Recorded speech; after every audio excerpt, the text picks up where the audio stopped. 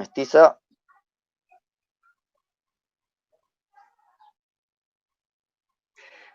Bueno, buenas tardes, compañeras. Estamos acá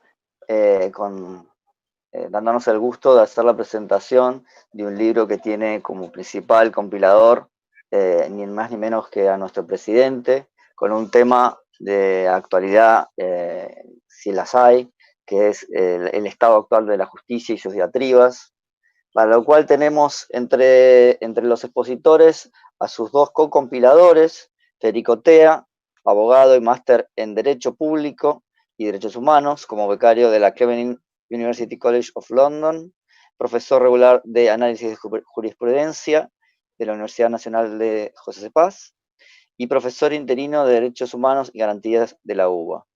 Autor de numerosas publicaciones académicas, entre las que se destacan sus libros Análisis Jurisprudencial de la Corte Suprema y Derecho a la Vivienda y Litigio Estructural. Actualmente ejerce como secretario general de la Gobernación de la Provincia de Buenos Aires. Fue rector de la UNPAS y secretario general legal y administrativo del Ministerio de Economía y Finanzas de la República Argentina. También está Mauro Benemente, abogado y doctor en Derecho por la Universidad de Buenos Aires, becario doctoral y postdoctoral del Consejo Nacional de Investigaciones Científicas y Tecnológicas, y becario del Instituto Internacional de Sociología Jurídica de Oñati, España. Profesor titular regular de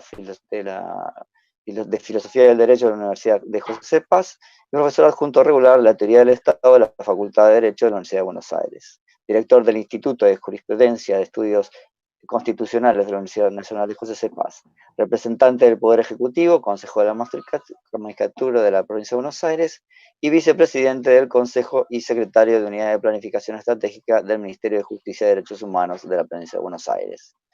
También tenemos a uno de sus autores, Nicolás D'Alorso, licenciado en Ciencias Políticas, magíster en Políticas Sociales y doctor en Ciencias Sociales de la Universidad de Buenos Aires, especializado en los estudios de Políticas Sociales y Seguridad Pública, profesor de la materia Estado y Derecho en la carrera de Ciencias Políticas de la UBA, investigador del programa de estudios de control social PECOS y del Observatorio de Seguridad OPSE del Instituto Gino Germani, investigador del CONICET. Bueno, dicta diversos cursos en la Universidad Literal, en la Universidad Empresarial de la empresa UCES. Es miembro de redacción de Delito y Sociedad, la revista de Ciencias Sociales, consultor en organismos internacionales, en actualización profesional policial. Se desempeñó en la gestión pública, Facultad de Ciencias Sociales UBA, y como subsecretario de doctorado de la misma facultad. Además de ser un amigo de muchos años y un discípulo de Juan Carlos Pegoraro. Bueno, y también está presente Macarena Kunkel, que es licenciada en Relaciones del Trabajo por la Universidad Nacional Arturo Jauretche, docente de la Universidad Nacional Arturo Jauretche en la carrera de Trabajo Social y abogada por la Universidad de Buenos Aires y que viene en representación de los jóvenes abogados. Y por supuesto, quien va a abrir la sesión, el licenciado Ernesto Villanueva, que si tuviera que hacer el currículum, estaríamos solamente hablando de eso las 2 horas, así que doy por sentado que conoce a nuestro rector y principal anfitrión esta noche. Así que le cedo la palabra. Muchas gracias, Ernesto. Bueno, buenas tardes. Gracias, Federico. Gracias, Mauro. Por supuesto, Nicolás también, Macarena. Creo que para nosotros como Universidad Jauretche, la verdad que es una alegría importante el hecho de poder presentar este texto aquí entre nosotros y más en un momento en el cual apenas estamos sobreviviendo en función de esta pandemia. Al leer este libro, que confieso no he alcanzado a analizar todos los artículos que contiene, creo que son 21 en total, me vino a la memoria la clasificación de las formas de gobierno según Aristóteles, ya hace unos 2400 años. Y aunque no voy a aburrir con eso, quiero decir que este filósofo entendía que la democracia era una forma viciosa de gobierno. Esto es, desde muy antiguo la democracia es sospechosa, porque en ella la voz cantante la tienen las mayorías, ni más ni menos. Con el correr de los siglos, en particular desde la Revolución Francesa, que no solo cortó la cabeza de su rey, sino que también desmitificó para siempre a las monarquías, los sectores dominantes en cada país no tuvieron otro remedio que recurrir a formas de participación más amplias que en el pasado. La pregunta a la que siempre han querido responder es cómo lograr una participación popular sin que sea un obstáculo para su dominio. Y al respecto, es muy interesante a esta altura una relectura de Tocqueville, con su libro La democracia en América, escrita ya hace casi 2 siglos, trató de encaminar esta cuestión deteniéndose muy sabiamente, no solo en los aspectos político-organizativos, sino también en cuestiones culturales, territoriales y religiosas. Este problema de la sospecha hacia la democracia se agudiza con el desarrollo capitalista. Mientras que para los sistemas democráticos todos somos iguales, un hombre, un voto es la consigna, en el capitalismo los seres humanos somos diferentes de acuerdo con nuestra inserción en la producción. Para paliar esta contradicción insoluble, se recurrió a formas atenuadas de democracia. Por ejemplo, que voten solo aquellos que tienen determinados ingresos, que voten solo los mayores de 30 años, ni hablar de las mujeres que recién pudieron empezar a tener derechos políticos hace unos 100 años. Además, se buscaron artilugios como la existencia de 2 cámaras parlamentarias, en nuestro país Senado y Diputados, para disminuir el peso de las mayorías, o en los sistemas presidencialistas, la elección de colegios electorales y no el voto directo. Pero como si todos esos reaseguros fueran pocos, no solo la división de poderes debilitó las decisiones populares, sino que además se buscó en todo el mundo occidental que uno de esos poderes, el judicial, quedara a cargo de representantes más directos de los sectores dominantes. Y en este tema, el monopolio sobre la enseñanza del derecho ha sido un instrumento de formación indispensable para lograr una fuerte hegemonía en este terreno, además de la utilización de determinados mecanismos para la designación de magistrados, su permanencia en los cargos, la imposibilidad de un control popular sobre su desempeño, etcétera, etcétera. Pero, siempre hay un pero, las mayorías existen.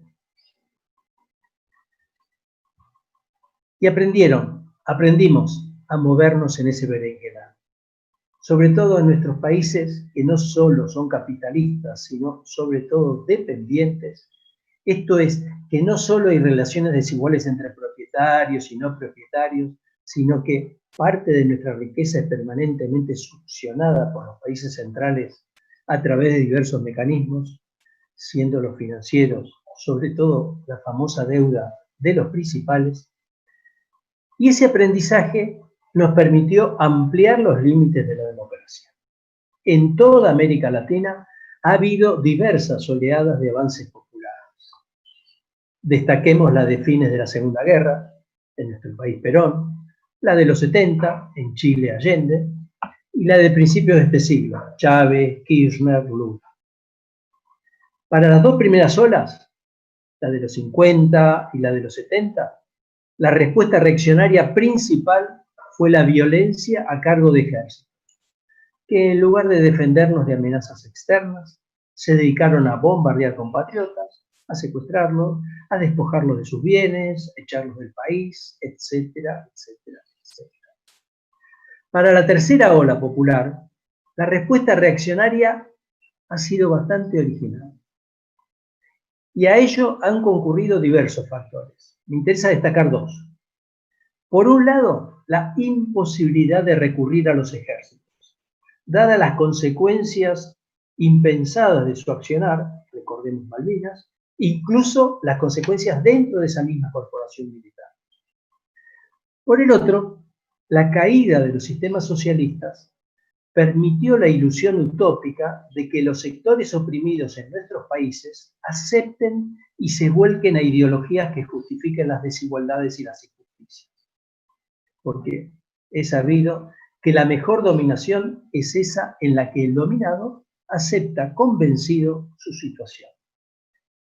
En lugar de los ejércitos, ahora tienen el protagonismo principal los medios y el Poder Judicial. No es que antes no actuara, nada de eso, pero dado el consenso acerca de la dinámica democrática y la división de poderes, esos dos factores ahora están al frente. Los medios son más partidistas que antes, se constituyen en algo así como la prensa de un partido, en este caso el partido oligárquico, han renunciado a toda objetividad e incluso están muy bien vistas en ciertos círculos las entrevistas hostiles a líderes populares. El otro factor, y el libro que hoy presentamos lo trata, es el Poder Judicial. Como dije al principio, hay 21 artículos. 7 de ellos, si no me fallan las cuentas, se dedican a esta nueva función que tiene que ver con lo político inmediato. Los artículos que se denominan lawfare, el memorando con Irán, traición a la nación, prisión preventiva, arrepentidos, dólar futuro, lesa humanidad.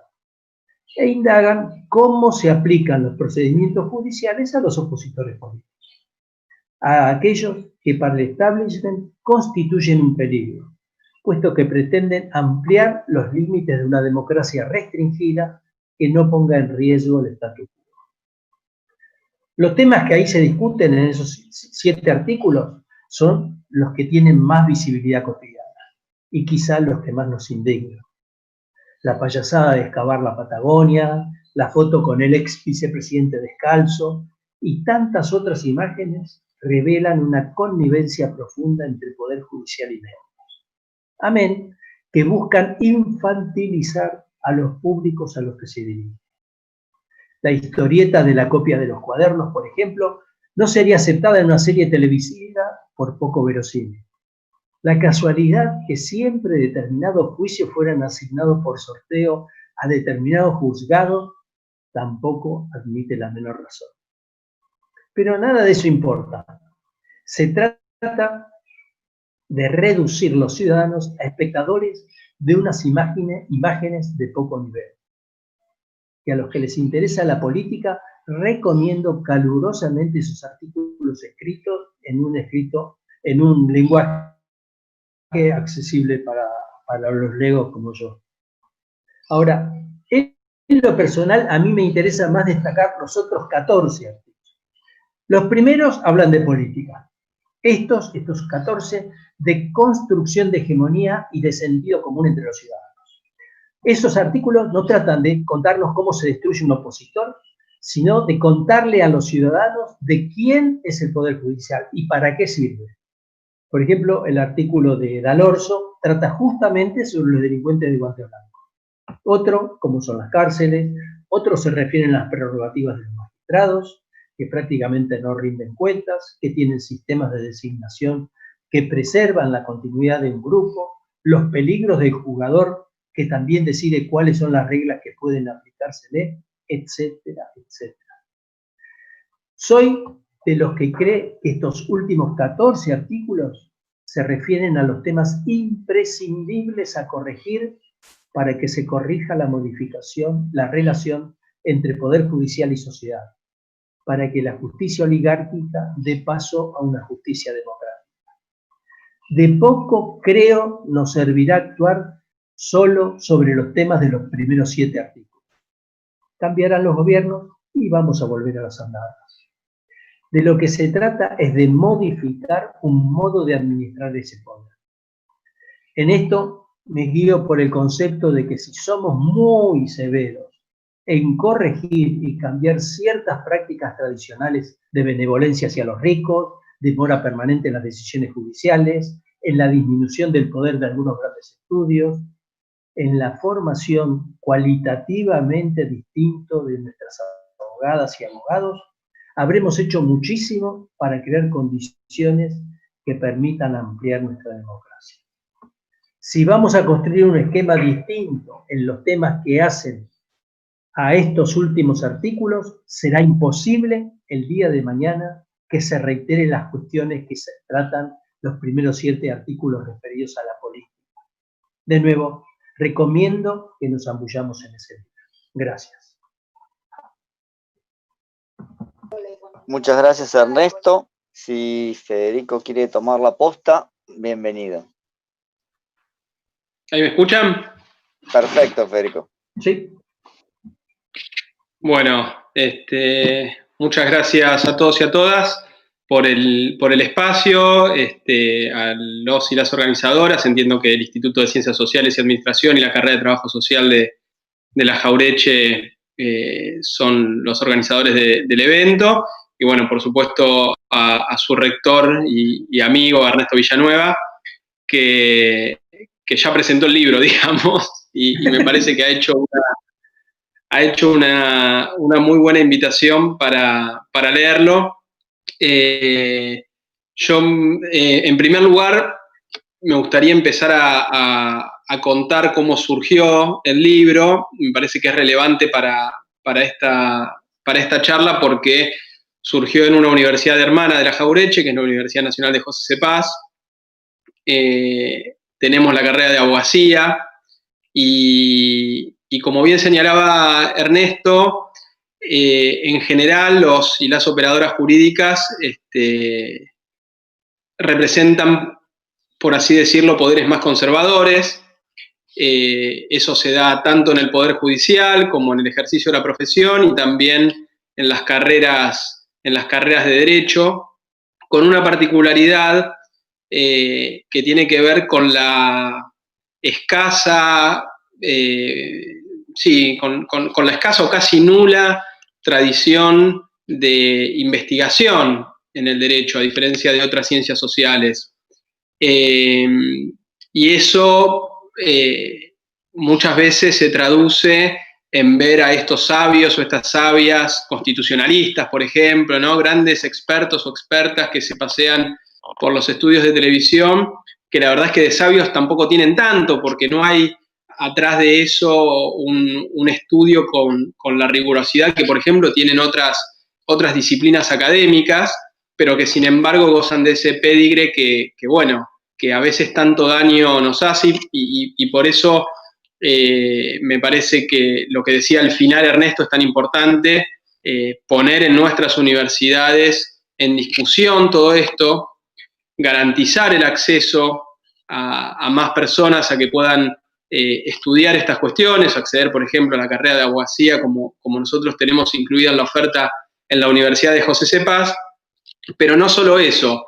Yo varias veces compartiendo con Ernesto paneles vinculados a temas de educación superior, nos ha tocado, al presentar a la camada de nuevas universidades que surgieron con los gobiernos de Néstor y Cristina, nombrar o enumerar entre nuestros logros la gran cantidad de estudiantes que ingresaron a nuestras universidades como primera generación en sus familias que accedía a estudios superiores.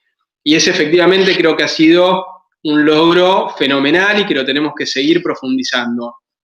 Pero también, de manera muy colaborativa con USUR, que Ernesto Villanueva ha sido uno de los grandes impulsores de ese consorcio de jóvenes universidades para pensar desde distintas disciplinas.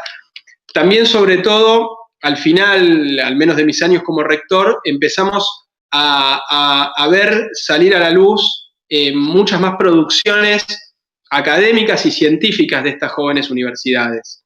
Y lo que ha sucedido con este libro, o al menos el proceso, cómo fue concebido este libro, es un poco también la consecuencia de que en jóvenes universidades como las nuestras podemos dar una mirada fresca, no solamente permitiendo el acceso a más personas que de otra manera no accederían a la universidad, sino investigando temas o que no se estudiaban o desde una perspectiva que claramente no favorecía o incluso que perjudica ciertos intereses conservadores, y en el mundo del derecho me parece que eso se ve muy, muy claramente. Con Mauro, que bueno, seguramente después va a contar más en detalle una visión global del libro, que es co-compilador y además de colega funcionario en la provincia de Buenos Aires, director del Instituto de Estudios Constitucionales en la UNPAS. Comenzamos hace ya varios años a tratar de abordar esta dificultad que veíamos en el área del derecho de escasa investigación y de temas que nos parecían muy relevantes y sobre los cuales no se ponía el ojo o no se ponía, no se hacía la lectura que nosotros creíamos que teníamos que tener para señalar muchas de las cuestiones que mencionó Ernesto en su introducción. Y justamente el libro, la posibilidad de escribir este libro con Alberto, de pensar este libro con Alberto, surge a partir de una invitación que le hicimos a nuestra universidad, en el marco de un seminario que organizábamos en una de las materias de la carrera, y a partir de presentarle y de mostrarle a Alberto, que en aquel entonces todavía ni siquiera era candidato a presidente, los resultados de algunos programas de investigación que teníamos en el instituto que le tocaba dirigir a Mauro en la universidad, vinculados a uno de los dos temas o de las grandes áreas en las que muy acertadamente Ernesto dividió al libro. Y eran con cuestiones vinculadas a temas más estructurales del Poder Judicial y no a cuestiones tan coyunturales como los 7 artículos que enumeró al principio Ernesto. Alberto se interesó mucho por eso, por los resultados que seguramente Mauro mostrará en su presentación de algunos de esos programas de estudio, y nos manifestó también que él venía trabajando en un libro, pero más enfocado en la otra rama de artículos que señaló Ernesto, a los que tal vez tienen más actualidad política, que tenían que ver con las grandes discrecionalidades cometidas, sobre todo en los últimos años, por cierta parte del Poder Judicial Federal de la Argentina, ya no para beneficiar a determinados sectores, sino yendo un paso más y reemplazando a otros poderes fácticos, como señalaba en la introducción Ernesto, que en otras oleadas fueron funcionales para atacar a gobiernos populares, y en esta última ha sido el Poder Judicial el que se encargó de perseguir a opositores que representaban esos intereses populares. Alberto estaba muy preocupado por eso, tanto en términos estructurales como en términos casuísticos, porque él es de formación profesor de Derecho Penal, y lo que veía en cada uno de los expedientes que también veíamos todos en los medios, eran grandes discrecionalidades y cuestiones barrabasadas jurídicas, por decirlo de alguna manera, absolutamente inconcebible con alguien con una mínima formación en derecho. Y la idea de Alberto era mostrar en un libro todo eso. Se interesó mucho por esta otra pata que para nosotros era complementaria y que veníamos trabajando hacía un tiempo en la universidad, y ahí pudimos encontrar entre los tres, con Alberto y con Mauro, me parece un equilibrio interesante para este libro, porque si bien me parece muy, muy importante y muy elocuente la lectura de estos capítulos vinculados con la causa, por ejemplo, del dólar futuro, del memorándum el memorándum de la AMIA con Irán, o la utilización de las figuras del arrepentido, la traición a la patria, etcétera, sin una mirada un poco más estructural, no solamente a estos casos o a las personas que llevaron adelante estos casos con tantas injusticias o con tantas discrecionalidades, sino también mirando que eso fue posible porque había un sistema, una estructura, tanto en la selección de jueces, en el sistema de rendición de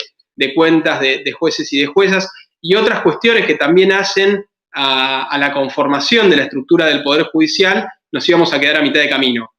Y creo que también fue acertado, como pudimos plantear el libro y los autores y las autoras que convocamos para abordar cada uno de los temas, porque se terminó viendo reflejado en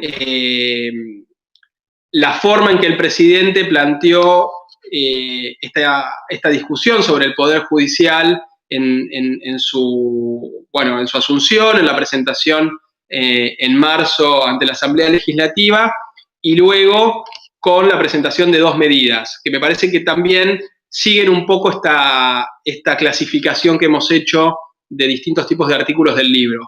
Por un lado, en lo más inmediato, el presidente envió un proyecto de ley al Congreso de la Nación de reformulación o de reorganización de la justicia federal.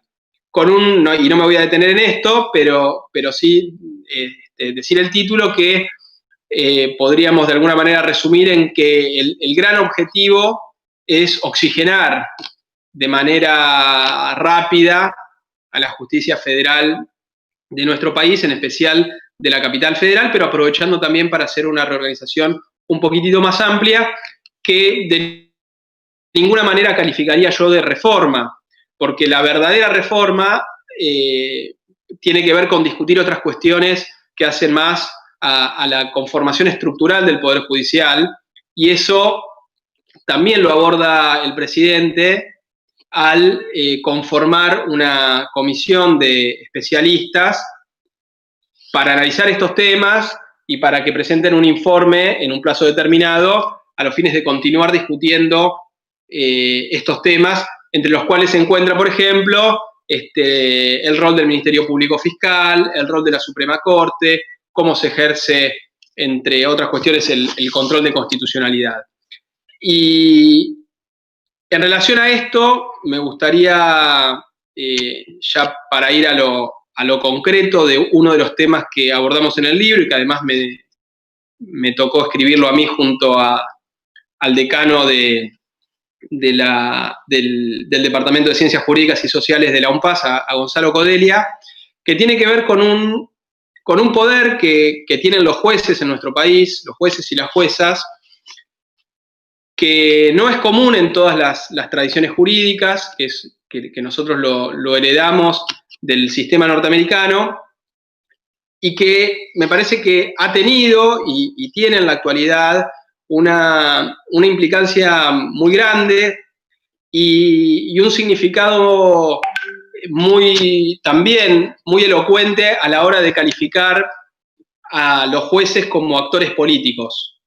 Porque si hay algo que constantemente en los medios de comunicación o estos sabios o sabias, expertas, expertos nos quieren inculcar, es que los jueces son algo así como técnicos absolutamente impolutos, que no absorben ningún tipo de presión, ni política, ni económica, ¿no? Tienen una independencia casi como a veces se concebían a las universidades, que no tenían que tener ningún tipo de vínculo con el pueblo, y esa falsa concepción de la autonomía. Bueno, con los jueces y las juezas a veces pasa lo mismo, que se hace una caricatura de independencia y de carácter técnico que en ningún lugar del mundo es tal, pero yo diría que por las características de nuestro sistema, en Argentina muchísimo menos. Y esto tiene que ver con un poder que tienen todos los jueces y todas las juezas en nuestro país, que es el de ejercer el control de constitucionalidad. Muchos de ustedes seguramente habrán escuchado que en los debates públicos, cuando se quiere impugnar la postura del otro, vamos al ejemplo reciente de la modificación que hizo el Estado Nacional respecto de la coparticipación o de los fondos que le correspondían a la Ciudad Autónoma de Buenos Aires en concepto de servicios policiales o por el traspaso de ciertos servicios policiales que ejercía el Estado Nacional a la Ciudad Autónoma de Buenos Aires. En lugar de dar la discusión en términos más llanos y más políticos, incluso más honestos intelectualmente, me gusta, no me gusta, es más justo o es más injusto, se plantea en términos más técnicos sobre la constitucionalidad o la inconstitucionalidad de la medida, ¿verdad? Y eso me parece que tiene un primer objetivo, que es desacreditar a un montón de interlocutores que tienen un montón de cosas para decir al respecto, pero al llevar esta discusión al plano de lo, entre comillas, técnico, lo que es constitucional o inconstitucional, se acota muchísimo la discusión, y mucho más cuando, obviamente, la decisión termina en manos de jueces y juezas, y en última instancia, en nuestro país, de la Suprema Corte de Justicia.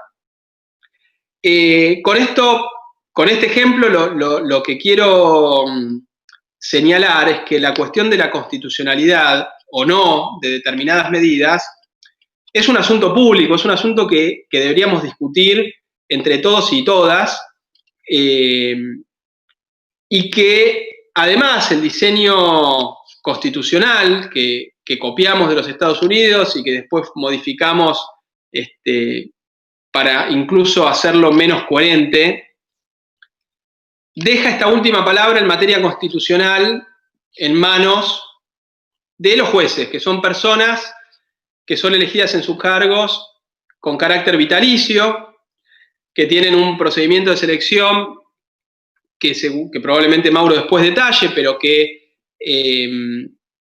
no siempre sigue parámetros objetivos, y que además tienen en ese ejercicio del control de constitucionalidad una enorme discreción, una enorme posibilidad de anteponer sus pensamientos, su visión de qué es lo correcto, lo incorrecto, o incluso sus intereses o los intereses de otros, porque cualquiera de ustedes que haya hojeado o leído con detenimiento la Constitución, verá que en la Constitución lo que vemos son grandes principios, grandes enunciados, pero que siempre admiten distintas interpretaciones posibles.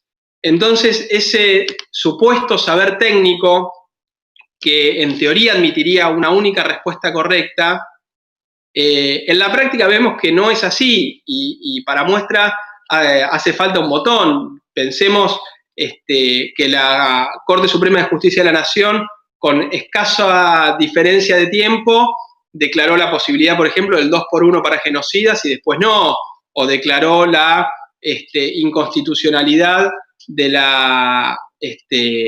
de penar la tenencia de drogas para consumo personal y en otro momento que esas condenas eran constitucionales.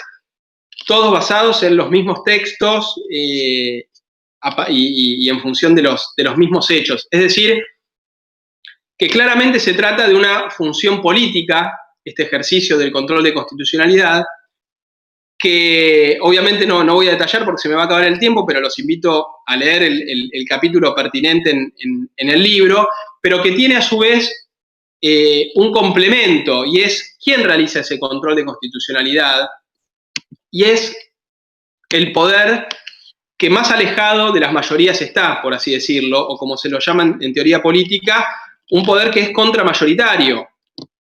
Entonces ahí estamos ante un grave problema. Si a esto le agregamos que las reglas bajo las cuales se puede ejercer este ejercicio de control de constitucionalidad se las da ese mismo Poder Judicial, porque ha sido una construcción a lo largo de décadas y de jurisprudencia de la Corte, cuáles son las características y los alcances de este control de constitucionalidad, pero que no está determinado por otro poder del Estado, sino por él mismo.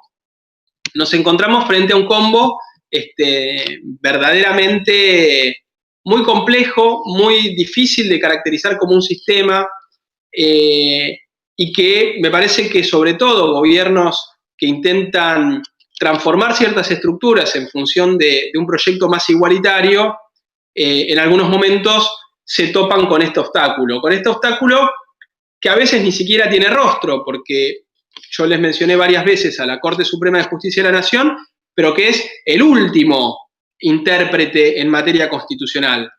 Pero ustedes habrán visto y podrán recordar, por ejemplo, lo que sucedió con la Ley de Servicios de Comunicación Audiovisual, o hace poquito con la declaración de interés público de Vicentín a raíz de la situación que se dio, que no hace falta que intervenga la Corte Suprema de manera directa, que tal vez es un actor político mucho más visible, sino que además en Argentina este control tiene las características de ser difuso. Es decir, que cualquier juez o cualquier persona que sea juez o jueza en la Argentina puede ejercer este control, que en algún momento y en alguna instancia va a terminar siendo revisado por la Corte Suprema, con tiempos que tampoco están establecidos para esta determinación. Entonces, ese uso político, no solamente de qué es constitucional y qué es inconstitucional, sino de los tiempos, de cuándo se resuelve si una cuestión es constitucional y cuándo no. Y esto que tiene que ver, obviamente, con qué políticas pueden llevar adelante los otros poderes del Estado, que son los que gozan de la mayor legitimidad democrática y que tienen que rendir cuentas, sobre todo en las urnas, periódicamente, hace que el sistema revista una complejidad muy grande que entiendo que tenemos que revisar y que la mejor manera de empezar a revisarlo es en nuestras universidades. Si no es allí donde surge ese espíritu crítico, porque de más está decir, no es que en esta breve intervención yo tengo la solución o vengo a traer aquí cuál es la solución a estos problemas que tenemos, entiendo yo, en el funcionamiento de esta división de poderes, como decía Ernesto, que está en algún punto en tensión, pero al menos sí señalar cuáles son estas complejidades para que estén en la agenda pública, para que los veamos todos y todas como una cuestión no solamente trascendente en términos de diseño institucional abstracto, sino que repercute en los casos concretos, en el diseño y sobre todo en la implementación de políticas públicas, en particular cuando les toca a gobiernos populares ejercer la titularidad del Poder Ejecutivo.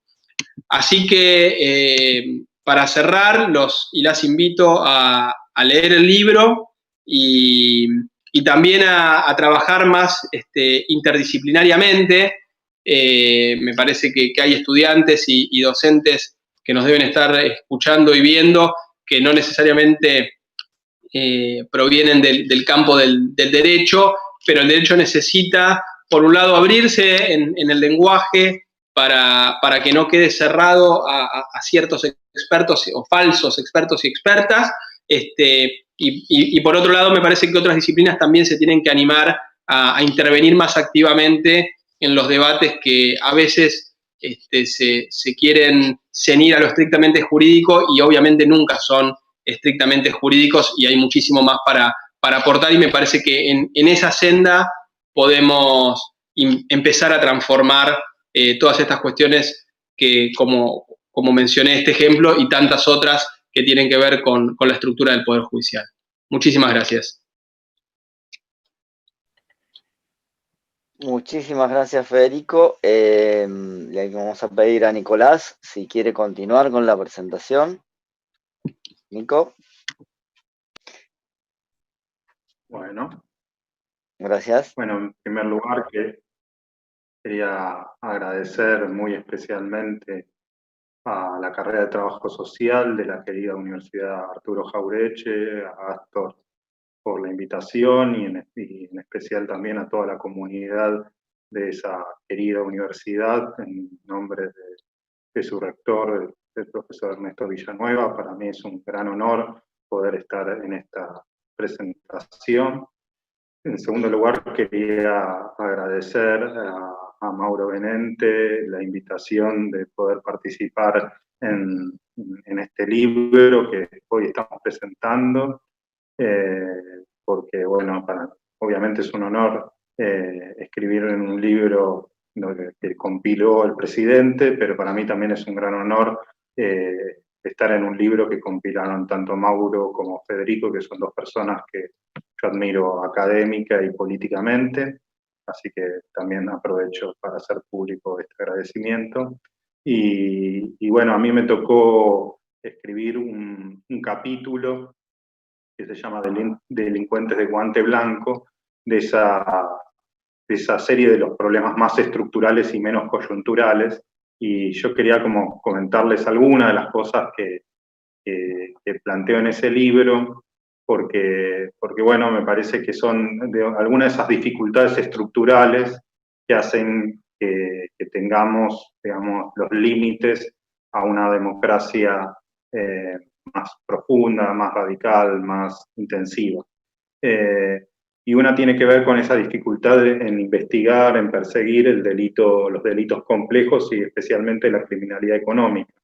Y también en estas semanas podemos ver las medidas que se han tenido que tomar también por ahí en los mercados financieros, muchas veces no están del todo dichas, pero tienen que ver con grandes delitos económicos organizados que se producen en el mercado financiero y que empobrecen a las grandes mayorías de nuestro país. Entonces yo quería como comenzar diciendo que vivimos cotidianamente asediados por representaciones del delito, del crimen, que nos atemorizan, ¿no? Robos violentos, atracos, violencias desreguladas, crímenes sexuales, secuestros extorsivos, asesinatos. Y las reflexiones de sentido común sobre el problema de la inseguridad y el delito, si bien dan cuenta de una preocupación válida, resultan en muchas ocasiones estereotipadas y cargadas de prejuicios y producen estigmatización de ciertas personas o grupos sociales. Y además se ha ido consolidando la idea de que la inseguridad y más extensivamente el delito es un problema vinculado exclusivamente a las ilegalidades protagonizadas por los sectores populares, racializados, y que las soluciones se relacionan con aumentar la punitividad del sistema penal, ya sea con leyes más duras o con policiamiento represivo. Y bueno, a mí me gustaba traer a colación la criminalidad económica y el delito de guante blanco, que muchas veces opaca, digamos, aparece invisible y nos quedamos con estas representaciones del delito y perdemos las otras representaciones del delito que, sin lugar a dudas, generan mucho mayor daño social a nuestro pueblo que otro tipo de delitos y otro tipo de violencias que, por supuesto, nos preocupan también. Entonces, reflexionar sobre el delito complejo y la criminalidad económica nos coloca ante un desafío intelectual y sociopolítico, por eso me parece muy oportuno plantearlo en un auditorio universitario, ¿no? Es superar dos obstáculos que son epistemológicos y que son obstáculos también ideológicos, ¿sí? Esos obstáculos están vinculados principalmente con asociar globalmente el delito y el crimen con una otredad, con los otros, ¿sí? En general, esa otredad está personificada, como decía, en los sectores más desfavorecidos, los sectores sociales populares, vulnerados. Y el segundo obstáculo consiste en considerar que hay un vínculo directo entre delito y castigo. Es decir, todos más o menos sabemos que la administración de la justicia no es del todo eficaz, pero sigue en nuestras representaciones esa administración de la justicia es homogéneamente ineficaz. Y lo que vengo yo a plantear es que no hay una relación directa entre delito y castigo. Es decir, que hay infracciones que son perseguidas y que son castigadas y otras infracciones que, lejos de ser perseguidas y castigadas, son favorecidas, impulsadas, ocultadas, ¿sí? Son amparadas muchas veces en la propia administración de justicia. Entonces también lo que quería mencionar es que la gran criminalidad económica, también para poder como salir de las representaciones comunes, la gran criminalidad económica no es una desviación o un fenómeno marginal en nuestros días, sino que por el contrario es parte constitutiva del proceso de desarrollo y acumulación económica a nivel global.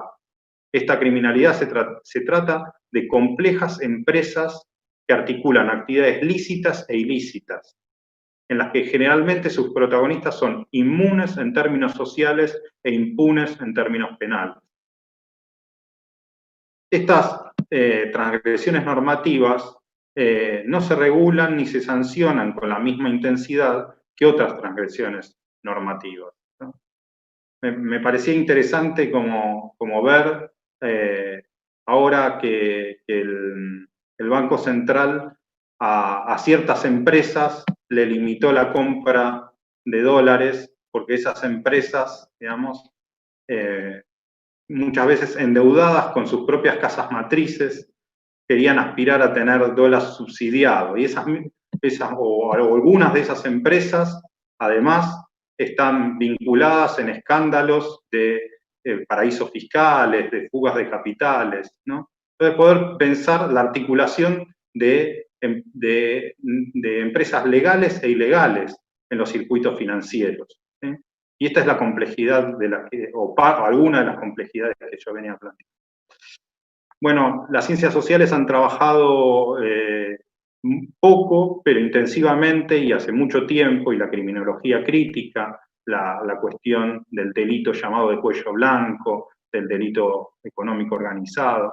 Yo trabajo en el capítulo algunos de esos aportes que son muy importantes para poder desnaturalizar nuestro sentido común, ¿sí? Menciono que también hay instrumentos del derecho público internacional que nos han servido para, como la Convención de las Naciones Unidas contra la delincuencia organizada transnacional, que dice abiertamente que la delincuencia organizada transnacional está íntimamente relacionada con el delito complejo y la criminalidad económica. Ahora, una de las dificultades que tenemos para poder percibir y para identificar esta criminalidad económica y este delito complejo tiene que ver muchas veces con la imagen hollywoodesca que tenemos, ¿no? O la caracterización que a mí me gusta decir de mafia. Digo, hay una perspectiva de pensar a todo delito económico o toda la complejidad o todo crimen complejo como una mafia. Y esto es también algo que el gobierno anterior ha abusado, ¿no? Desde la mafia de los trapitos hasta la mafia de cualquier cosa, ¿no? Cualquier cosa era una mafia, digamos, y lejos estaba de identificar el verdadero delito complejo y la criminalidad económica. Esas representaciones sobre, digamos, de hollywoodenses de las mafias, muchas veces impiden y limitan y obstaculizan ver el verdadero trama de ilegalidades complejas que hay. ¿Por qué? Porque cuando imaginamos muchas veces a esas mafias, lo que pensamos son en grupos delictivos con fuertes lazos sociales entre miembros que podían deberse a orígenes étnicos comunes, nacionales comunes, ¿no? Imagínense cualquier nacionalidad de las que se ha dicho la mafia, no quiero poner ningún gentilicio, digamos, pero todos son complejos, digamos, y como si tuviesen una... Tu apellido no quiere decir. No quiero decir, digamos, para no ofender al origen de ningún gobernante, digamos, se ha utilizado, digamos, también ese enfoque para, de alguna manera, imaginar o dar una idea de lógicas premodernas, ¿no? Como que el delito está vinculado a la familia, al padrino, ¿no? A una lógica como contraria al desarrollo más avanzado de la economía global. Y lejos de eso, me parece que sería mucho más provechoso, mucho más eficaz, en vez de tener una perspectiva de la mafia, tener una perspectiva de los mercados ilegales. ¿Qué son los mercados ilegales? Es decir, pensar que el crimen económico, la criminalidad económica, se guía mucho más por las lógicas de mercado que por lógicas premodernas. Es decir, que conviven en el mercados empresas, digamos, sí, vamos a decir, empresas que tienen cadenas de negocios legales y cadenas de negocios ilegales fuertemente imbrincadas, ¿sí? Y que pueden hacer una cosa y la otra al mismo tiempo, o en un momento una cosa y en un momento la otra.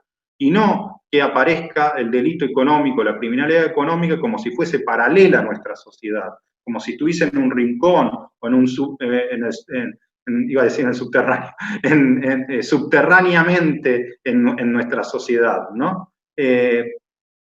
Entonces, porque cuando pensamos en ¿a qué me refiero? Voy a mencionar algunos de los delitos o de esta criminalidad económica, como podría ser la trata de personas con fines de explotación sexual o laboral, la venta de autopartes de vehículos robados, el tráfico de drogas ilegales, el tráfico de armas de fuego, el mercado de servicios financieros ilegales, el tráfico de recursos ambientales, el tráfico de mercancías ilegales, la piratería marítima, el fraude o robo de datos personales, el conjunto de ciberdelitos que son muy, digo, son delitos transnacionales, complejos, ¿sí?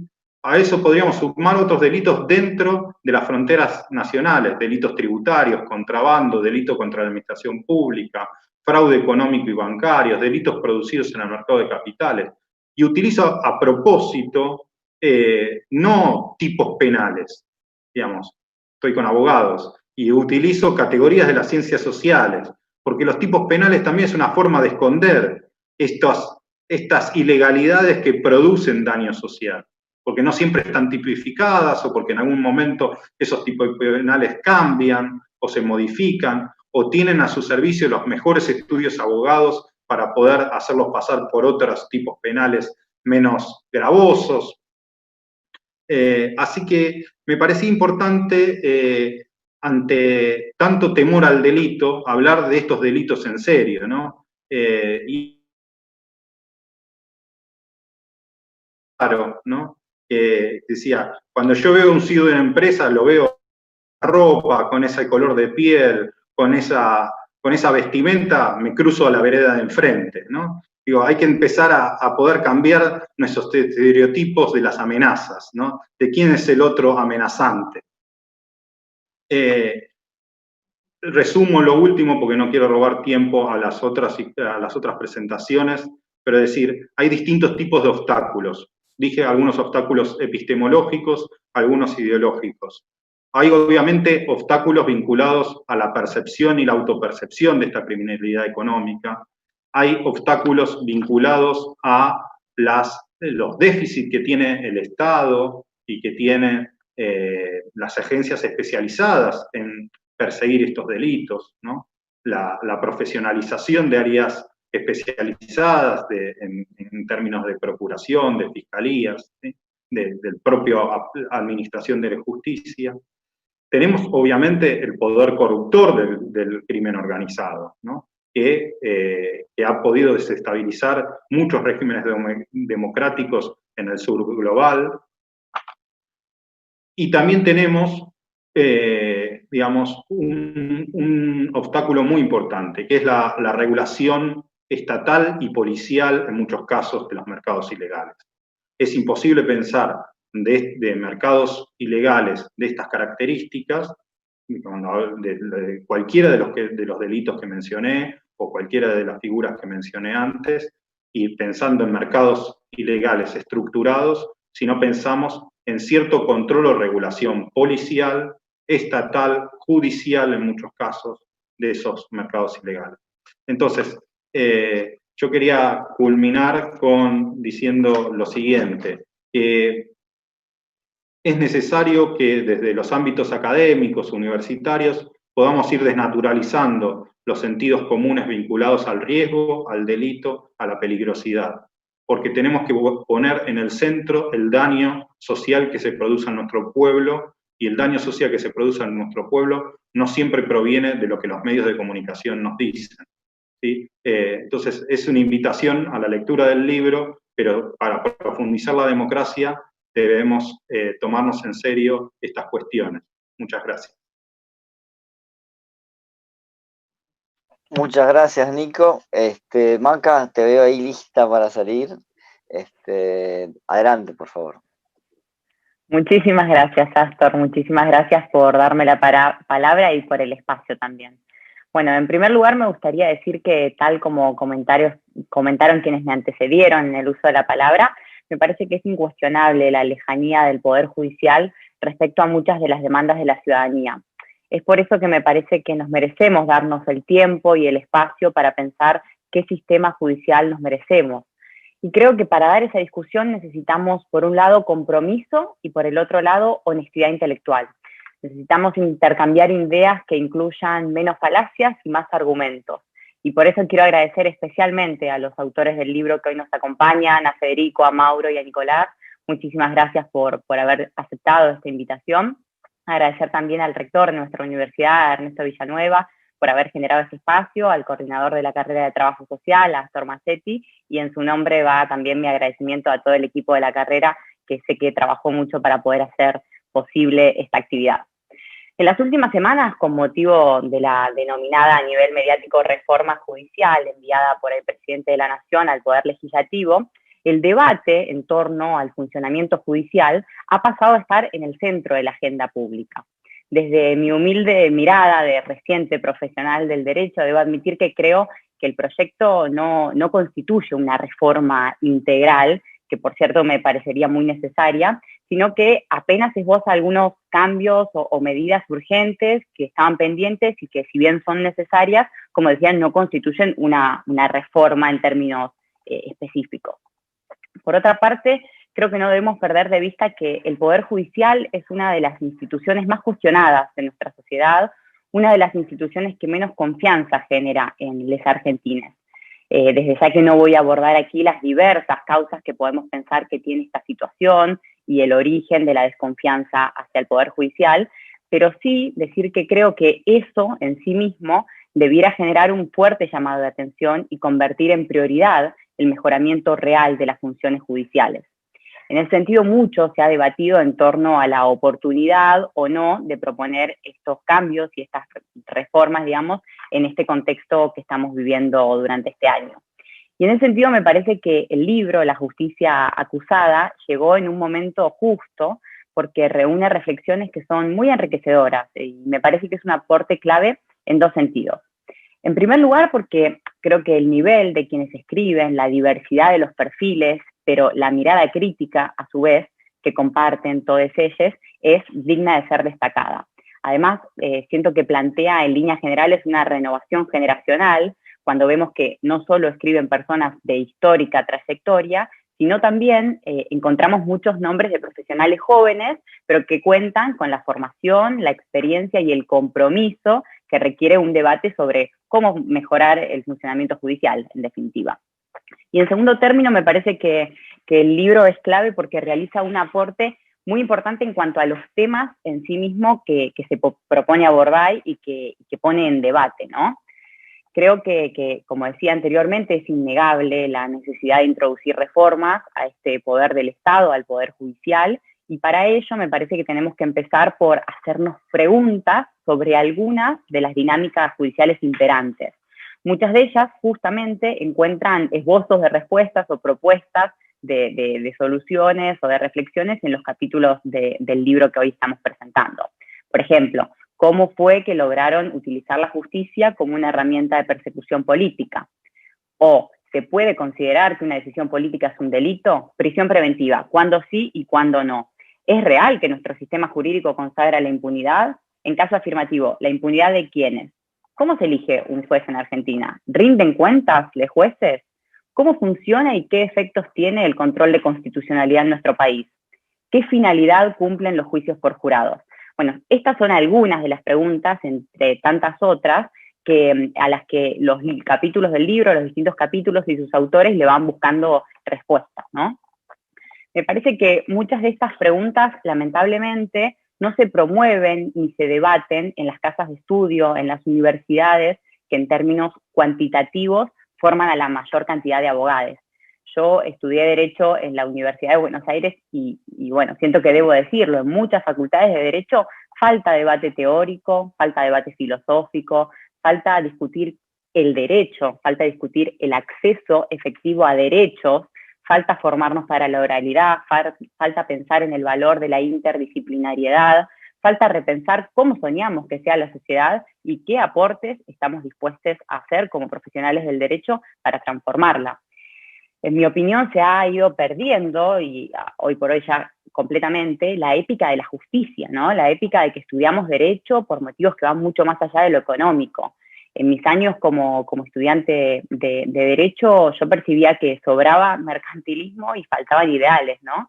Y me parece que eso es muy importante tener presente porque esos estudiantes serán los futuros jueces, fiscales y defensores, ¿no? Que van a ocupar y van a tomar decisiones que van a ser claves para cómo va a funcionar el sistema judicial. De todas formas, debo decir también, en honor a la esperanza, que existe una generación de jóvenes que creció escuchando que la patria es el otro, que presentamos los formularios de inscripción a nuestras carreras universitarias, depositando en esos formularios el sueño de estudiar para aportar con nuestra formación a la mejora de la sociedad. Y estoy convencida que cada estudiante de la Universidad Nacional Arturo Jauretche que nos está escuchando en este momento forma parte de ese grupo. Bueno, otra reflexión que me gustaría hacer es respecto a un concepto tan profundo como justicia, ¿no? Y ese concepto de justicia se ha naturalizado para hacer referencia al Poder Judicial. En lo personal, yo me niego a caer en esa trampa. En mi opinión, la justicia es un valor, es un ideal y es un horizonte. Y el Poder Judicial, en cambio, es una institución que debe ser respetada, claro, y que tiene funciones muy importantes, pero que lamentablemente conserva, como han explicado también quienes me antecedieron en la palabra, características que son elitistas, corporativas, antidemocráticas, patriarcales, y que en muchos casos, lamentablemente, distan de poder ser consideradas justas. No nos olvidemos que vivimos en un país en el que la Corte Suprema de Justicia de la Nación está integrada actualmente por 5 ministros, de los cuales solamente una es mujer, pero más allá de eso, 2 de ellos aceptaron en su momento incorporarse al tribunal siendo designados por decreto del expresidente Macri, por decreto, o sea que me parece que queda poco para agregar sobre qué tan apegados pueden estar esos profesionales a la institucionalidad y a la justicia, y bueno, y además uno de ellos hoy por hoy preside el máximo tribunal. Pero bueno, volviendo al eje, me parece que la sociedad, el vecino o vecina de a pie, debate el funcionamiento judicial desde hace mucho tiempo y de manera cotidiana. Quizás no lo harán con los términos jurídicos, de esos que muchas veces utilizan los abogados para impresionar o para que cueste entenderles, o bueno, no sé muy bien para qué, pero en definitiva la sociedad, el vecino de a pie, para mí debate definitivamente. Las críticas al funcionamiento judicial se escuchan en las mesas familiares, en las reuniones de amigues, en los pasillos de las escuelas, y ahí la reflexión que me gustaría acercar y lo que me atrevo a decir es que si bien en algunas de esas críticas y de esos comentarios se percibe resignación, en la enorme mayoría me parece que está presente la desilusión. Y como todos bien saben, la desilusión es un sentimiento que sucede a la ilusión, a la confianza. Y por eso creo que los argentines no nacimos desconfiando del Poder Judicial. Eso se fue construyendo con los años, con lo que fuimos viendo que pasaba en la práctica. Pero si nos sentimos desilusionados es porque quisiéramos que las cosas fueran distintas, quisiéramos que lo judicial funcionara distinto. Me parece que ahora, gracias a la decisión política del gobierno que encabeza Alberto Fernández, el Congreso Nacional está ante una oportunidad única de debatir este proyecto, que es un gran primer paso, y bueno, en caso de obtener las mayorías que exige la Constitución, convertirlo en ley. Sin embargo, ríos de tinta y minutos de televisión se invierten en denunciar un avance y un pisoteo del Poder Judicial, que afirma, aunque parezca increíble, que el ejercicio legislativo razonable y constitucional del Congreso es una intromisión inaceptable, que lo que busca es impunidad y demás. En verdad, me parece que a esta altura de la historia no debiera sorprendernos. Lo que se trata, como siempre, es de los poderes concentrados tratando de impedir todo cambio o modificación, por más pequeño que sea. Y ahí hay algo que me parece que es importante destacar, y es que quienes están fanatizados con el statu quo no lo están por conservadores, y eso hay que tenerlo muy en claro. Lo están porque son los beneficiarios directos de todas aquellas costumbres y prácticas enquistadas que lo único que generan es el sostenimiento de niveles de desigualdad y de opresión escandalosos que vive hoy por hoy nuestro país. Entonces ahí, como bien decía Federico, en muchos casos lo que hacen es disfrazar de objetividad, de imparcialidad y de independencia una defensa que termina siendo acérrima de los intereses de las élites y de los sectores más privilegiados, ¿no?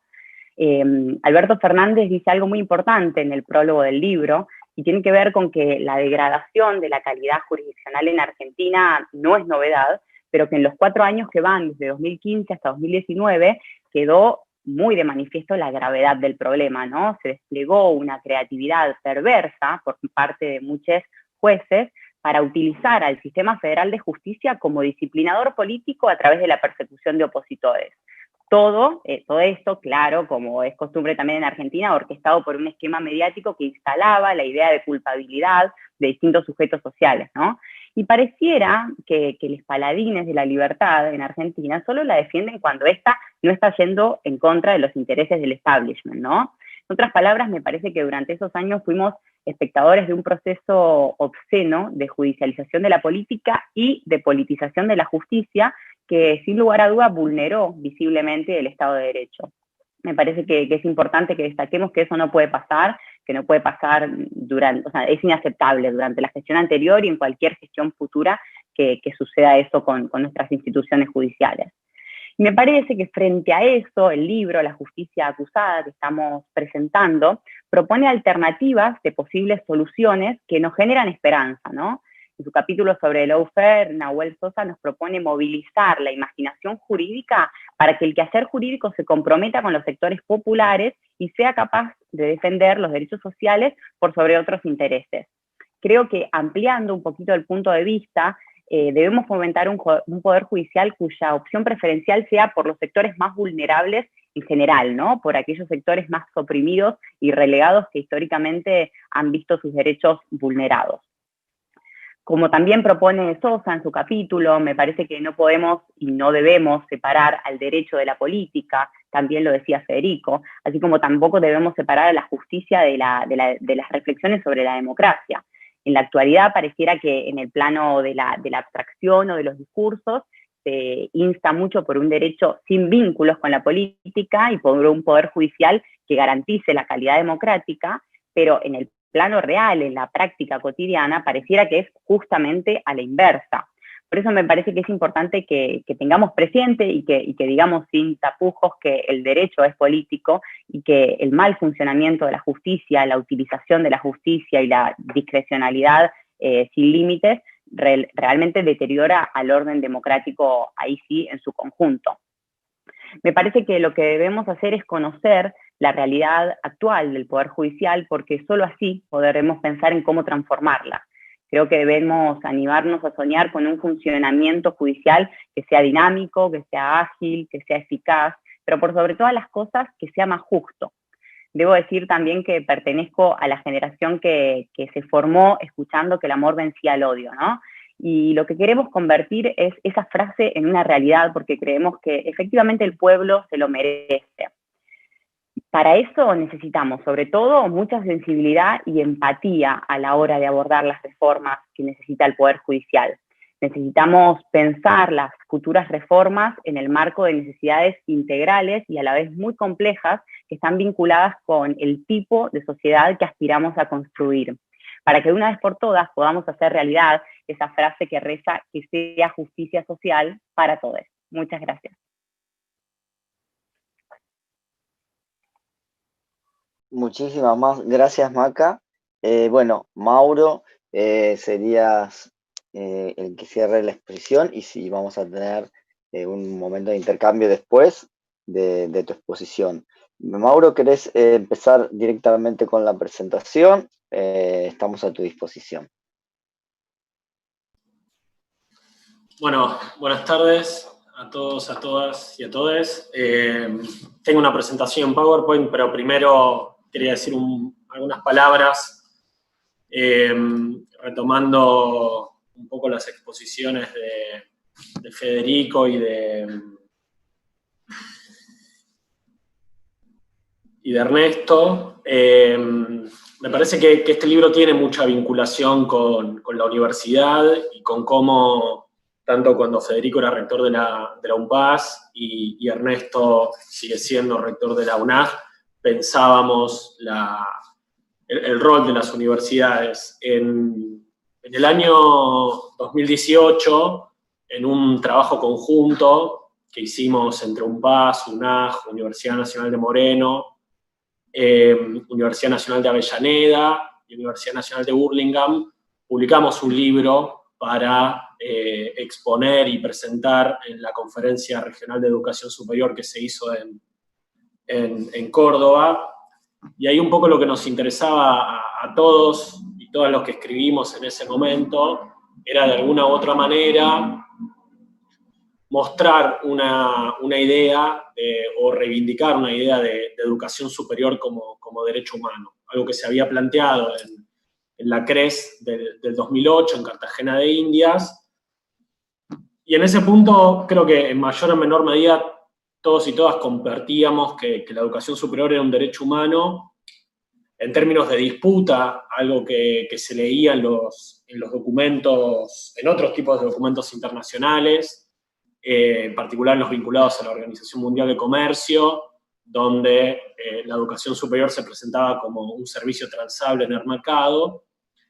Y lo que nos interesaba frente a esa lógica era plantear una idea de derecho humano a la educación superior como derecho humano, tanto en términos individuales, como un derecho que supone que todos y todas los que quieran estudiar puedan ingresar, permanecer y en algún momento egresar, pero también con una idea de derecho humano a la educación superior con una dimensión colectiva, en el sentido de que los conocimientos que circularan al interior de las universidades no podían ser patrimonio de quienes estuvieran en el sistema universitario, sino tenían que ser susceptibles de producción, discusión y apropiación crítica por parte de todos los sectores.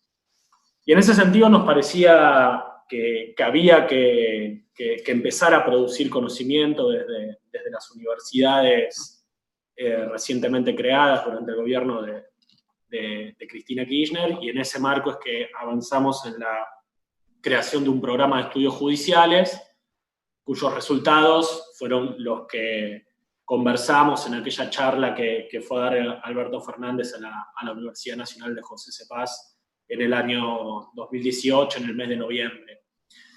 Entonces, me parece que es un libro que, digamos, que si bien tiene pretensiones de que no circule solamente en los claustros universitarios, sino que un poco también, como decía Macarena, tiene la pretensión de que los debates vinculados al Poder Judicial sean debates lo más horizontales y democráticos posibles.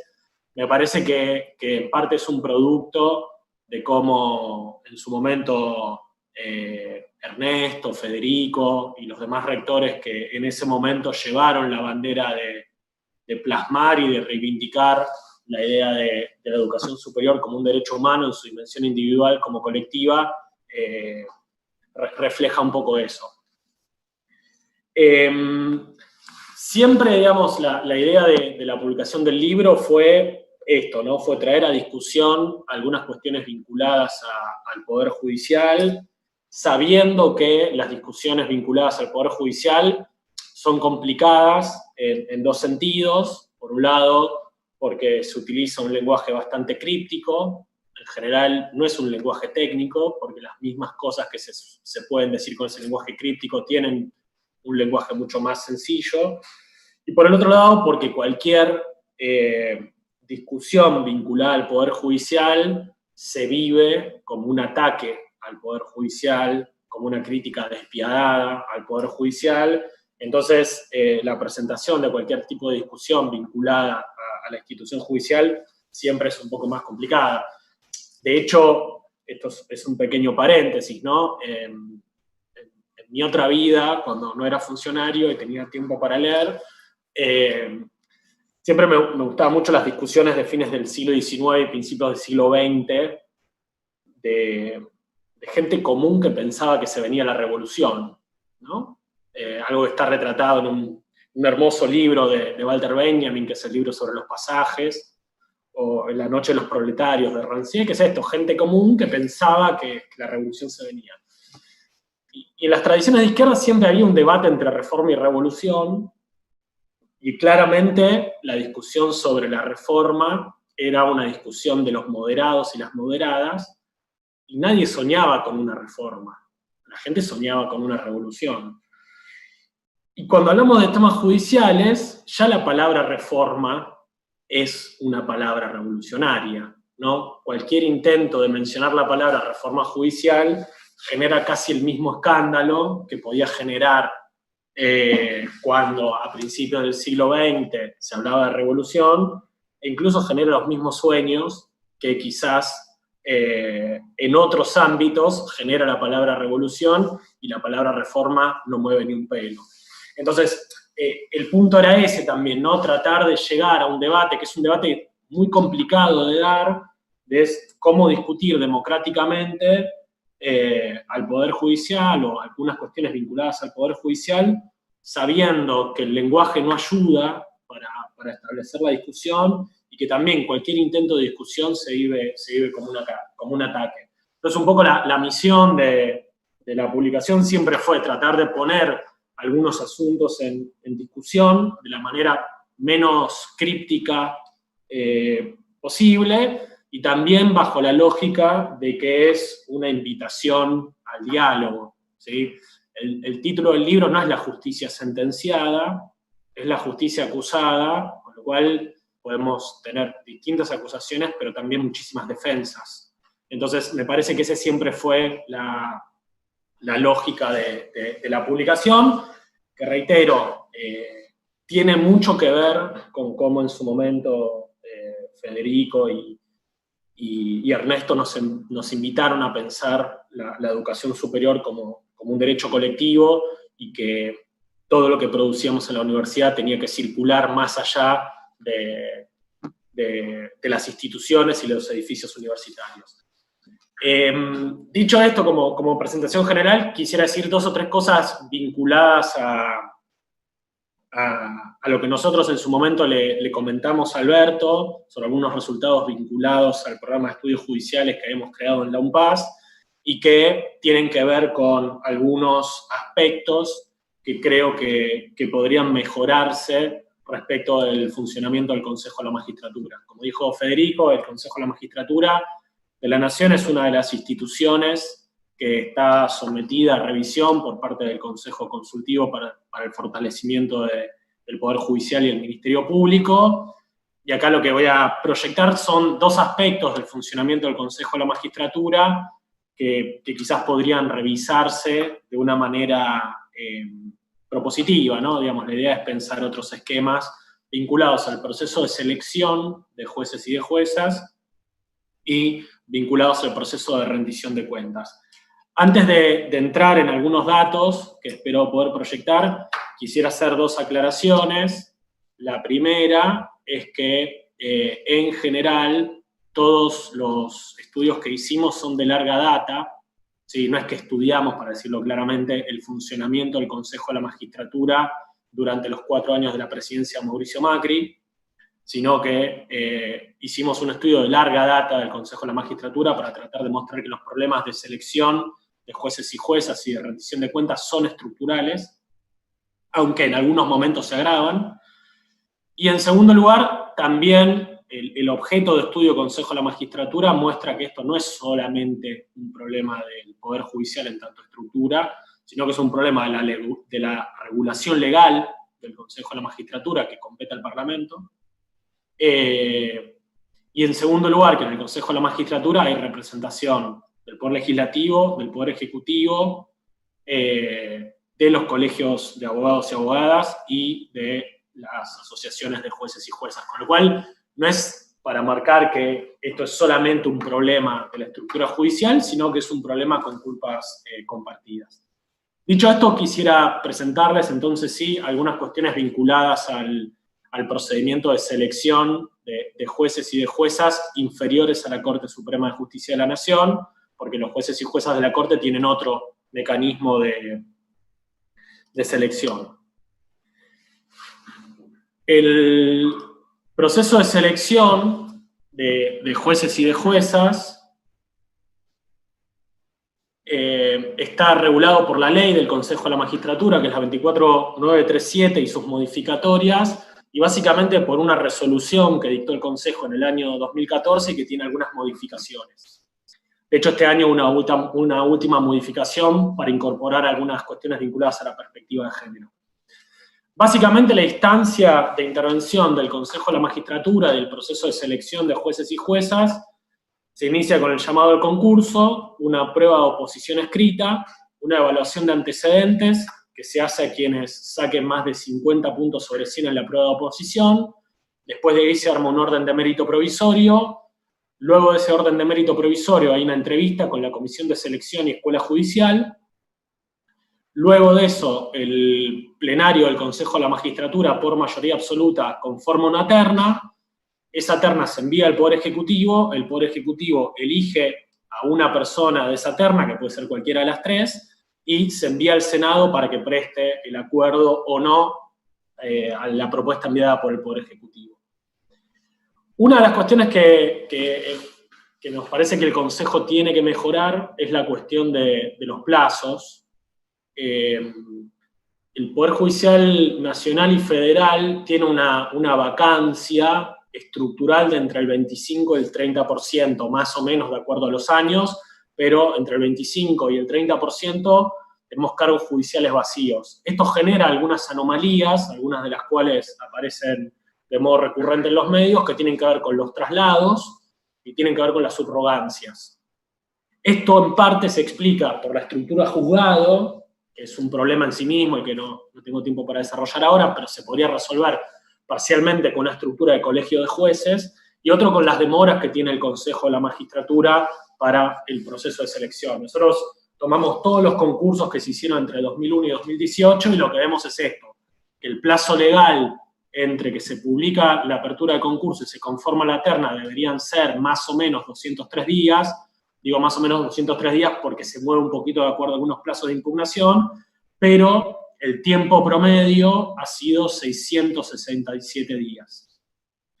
Y de los concursos que pudimos hacer toda la trazabilidad, que fueron 671 de las 771 ternas que se armaron en todo el periodo, solamente en 53 casos se cumplió con el plazo de 203 días. Y esto después se complementa con las demoras que suele haber en el Poder Ejecutivo y en el Poder Legislativo, que da que el tiempo promedio para la designación de un juez o una jueza entre que se llama a concurso y se dicta el decreto de nombramiento es de 1.327 días corridos, ¿sí? Más o menos 4 años. Lo que genera esto, ¿no? Problemas de demora en los trámites judiciales con cargos que están subrogados o que incluso se ocupan con traslados. Este es un problema que tiene que ver más con la lógica de funcionamiento. Hay otra parte del sistema de selección de jueces y de juezas que tiene que ver con los perfiles de jueces y juezas que el sistema incentiva. Es decir, qué cosas evaluamos, qué cosas no evaluamos, cómo contamos lo que evaluamos, terminan definiendo qué perfiles de jueces o de juezas queremos y después tenemos. En el proceso de selección, una parte, como les decía antes, es la evaluación de antecedentes. Respecto a la evaluación de antecedentes, hay una primera separación entre antecedentes profesionales y antecedentes académicos. Los antecedentes profesionales son hasta 70 puntos, los antecedentes académicos son hasta 30. Y dentro de los antecedentes profesionales, tanto dentro del rubro trayectoria como especialidad, lo que más vale son los cargos o la antigüedad en cargos judiciales o del Ministerio Público, que incluso en términos de antigüedad valen más que la antigüedad en otro tipo de cargos. Vuelvo después sobre esto. Y después, dentro de los antecedentes académicos, lo que tenemos es esta distribución en publicaciones, docencia y posgrados. Con esto lo que tenemos, entre la combinación de cómo se puntúan los antecedentes, de que valen mucho los antecedentes profesionales y los antecedentes académicos, para poner un ejemplo, lo que tenemos es lo siguiente. En un concurso para juez de primera instancia o jueza de primera instancia, 5 años de antigüedad como secretario o secretaria vale lo mismo que tener un doctorado y tener un libro publicado. ¿Esto quiere decir que todos los jueces y juezas deberían tener un doctorado y un libro publicado? No, claramente no. Lo que sí muestra es que el perfil que estamos generando de juez y de jueza con este mecanismo de evaluación es el que privilegia una antigüedad en un cargo parecido al que se concursa, con un pequeño agravante, que es que el ingreso al cargo como secretario o secretaria y en general a la estructura judicial no es ni meritocrático ni democrático, ¿sí? El cargo es por algún tipo de vinculación con alguien dentro de la estructura judicial y después no tiene evaluaciones periódicas como sí tienen otras estructuras. Los cargos docentes tienen evaluaciones periódicas, ser investigador o investigadora de CONICET tiene evaluación periódica, en este caso no. Y por último, en esta evaluación de antecedentes hay otras trayectorias profesionales que directamente no tienen puntaje, ¿sí? Por ejemplo, dirigir proyectos de vinculación o de lo que antes se llamaba extensión universitaria no entran dentro del sistema de puntajes, o tampoco entran dentro del sistema de puntajes algunos perfiles profesionales o desarrollos profesionales como tienen que ver con el desarrollo en patrocinios jurídicos gratuitos, ¿sí? Es decir, ahí hay un perfil de abogado, abogada o abogada y que tiene que ver con una preocupación por los sectores populares en general que directamente no se encuentra merituado. Con lo cual, en esta parte de evaluación de antecedentes, lo que en general tenemos es esto, es una transformación en mérito del mero paso del tiempo en estructuras cuyo ingreso no es ni democrático ni meritocrático y cuya lógica no es la rendición de cuentas o la evaluación periódica. También dentro de lo que tiene que ver con qué cosas se evalúan y qué cosas no se evalúan, nosotros tomamos o revisamos los 144 temarios que se tomaron de los concursos que se desarrollaron entre 2010 y 2018, construimos una serie de indicadores y categorías para revisar si en los temarios se incluían dos cuestiones, una que nos interesaba eran injusticias vinculadas a redistribución, o sea, si se evaluaba el conocimiento en injusticias vinculadas a redistribución de bienes, renta y demás, tanto en su dimensión jurídica como en su dimensión no jurídica, y lo mismo respecto del reconocimiento o de injusticias por reconocimiento, ¿sí? El reconocimiento fallido de cuestiones vinculadas a la diversidad sexual, al género y demás. Y lo que vimos es que solamente en 11 de 144 concursos se evaluaban este tipo de cosas. Con lo cual, cuando a menudo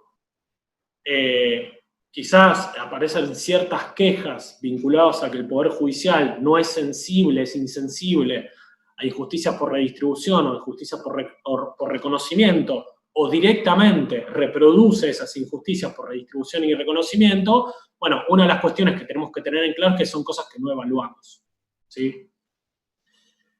La otra parte, después de este procedimiento de transformar el paso del tiempo en méritos y de tomar una evaluación donde no se evalúan algunos aspectos que creo que son relevantes, se forma un orden de mérito provisorio y se arma o se lleva adelante una entrevista en el marco de la Comisión de Selección y Escuela Judicial, y ahí lo que notamos de la muestra que tomamos entre enero del 2013 y 2016 de todos los dictámenes sobre entrevistas, es que casi en el 70% de los casos se cambia discrecionalmente ese orden de mérito provisorio que había sido resultado de la evaluación de antecedentes y la prueba de oposición. Con lo cual, un proceso de concursos, ¿sí?, tiene estos problemas, ¿no? Por un lado, hay ciertos perfiles profesionales que no son debidamente reconocidos, hay ciertas cuestiones que no se evalúan en la prueba de oposición, y después es posible cambiar los puntajes de acuerdo a una entrevista que no tiene puntaje, sino que puede cambiar el orden de mérito de modo discrecional. Y la otra parte, que tiene que ver con otra de las funciones que tiene el Consejo, y esto voy a hacer un poco más breve, así puedo ir cerrando y tenemos un tiempo para conversar, tiene que ver con la rendición de cuentas de jueces y juezas. Nosotros podemos pensar en el mejor sistema de selección, podemos pensar que de ese sistema de selección salen los mejores y las mejores, siempre habiendo acordado previamente qué significa ser mejor. Ahora, en cargos que son vitalicios, no tenemos muchas garantías de que ese mejor o esa mejor siga siendo el mejor o la mejor para ese cargo durante el paso del tiempo. Entonces, la otra cuestión que nos interesaba revisar es cómo funciona el sistema de rendición de cuentas del Poder Judicial. El primer problema en términos de diseño que tenemos es que eso funciona a partir de un contralor, a partir de denuncias que tiene el Consejo de la Magistratura, que quizás podría complementarse con otras lógicas de rendición de cuentas, que por ahí en todo caso podemos conversar después. El mecanismo de rendición de cuentas en el marco del Consejo de la Magistratura es a partir de denuncias. Esas denuncias, si son muy graves, se pueden transformar en acusaciones del Consejo de la Magistratura ante el jurado de enjuiciamiento, y el jurado de enjuiciamiento tiene la facultad de destituir a los jueces y a las juezas acusadas. Antes de la reforma de 1994, todo ese mecanismo transitaba en el marco del juicio político. El juicio político supone que la Cámara de Diputados acuse por 2/3 de los miembros presentes de la Cámara y el Senado acuse por esa mayoría agravada.